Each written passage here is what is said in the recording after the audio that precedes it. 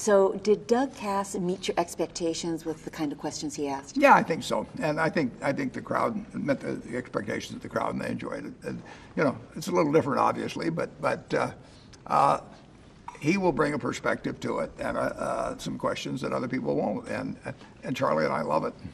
He did ask some tough questions, so is that what you wanted to achieve? Sure.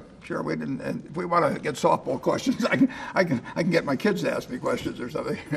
You know, you have talked recently about Berkshire Hathaway stock being subpar in its performance. Do you still feel that it's subpar?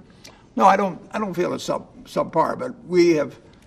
If the stock market goes up a lot this year, in terms of the yardstick we use to measure the performance, on a 5-year basis for the first time since 1965, we will fall short for the 5-year period. But that will also be a period when the market has gone up 5 straight years, and we've always said that that's the toughest period for us. During average markets, some up, some down, I still think we'll probably do okay.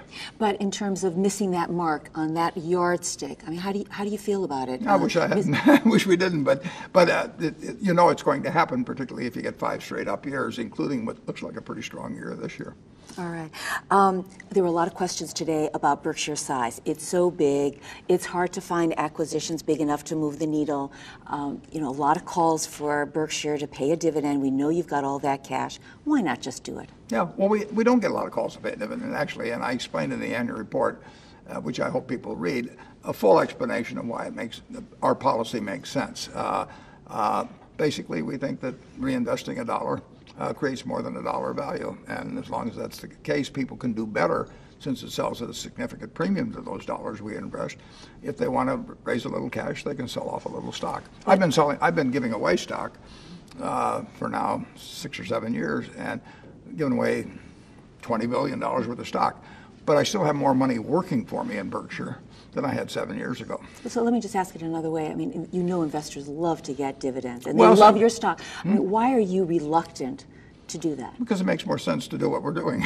And incidentally, investors who love dividends probably don't buy our stock. So we have a group that self-selects to a degree, and I think in very large part likes the policy we follow, and we explain in great detail why we follow that policy. If they think the logic is wrong, then they either should sell their stock or they should argue with me about why the logic is wrong. You know, Mr. Buffett, this has been a very busy year for you, both on the business side, but also on the health side. Since last year at your annual meeting, you told us about your cancer diagnosis. So tell us, how do you feel? I feel terrific. I had 44 radiation doses, and the last half, and a few weeks after that, I didn't feel so good. I feel terrific now. No, there's no remnant of it. I had a checkup maybe a month ago or so. No second thoughts Zero. About taking it easy a little bit? Oh, no. I'm having fun every day. You know, there's still a mystery about who your successor is going to be. It's going to stay a mystery. And, you know, a lot of people would just like to know, investors would feel reassured if they knew who was going to be the person to succeed you. Or why not just make that information public? We own huge amounts of American Express, Coca-Cola, Wells Fargo, and IBM. All of those companies have changed CEOs since we bought the stock. I didn't know who the next CEO was going to be. I knew that they had good businesses and that they had a board of directors who would select good people. Those companies will change CEOs in the future. I don't know who they will be. I've never asked the CEO of any one of those 4 companies who their successor would be. They will change.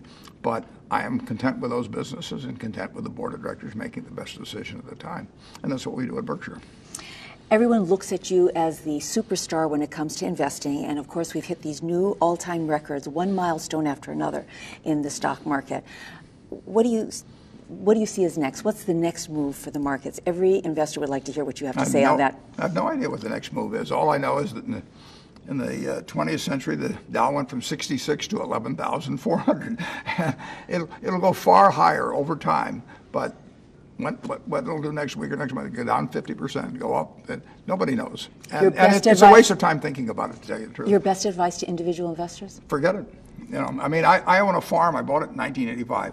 I've never had a quote on it since. I own a piece of property in New York. I bought it in 1991. I've never had a quote on it since. I look to the property to tell me whether I made the right decision, what it produces. And people should look at their businesses, which they own through stocks, the same way. Mr. Buffett, thank you so much. Always Thanks a pleasure for coming. to talk with you. Okay, thanks.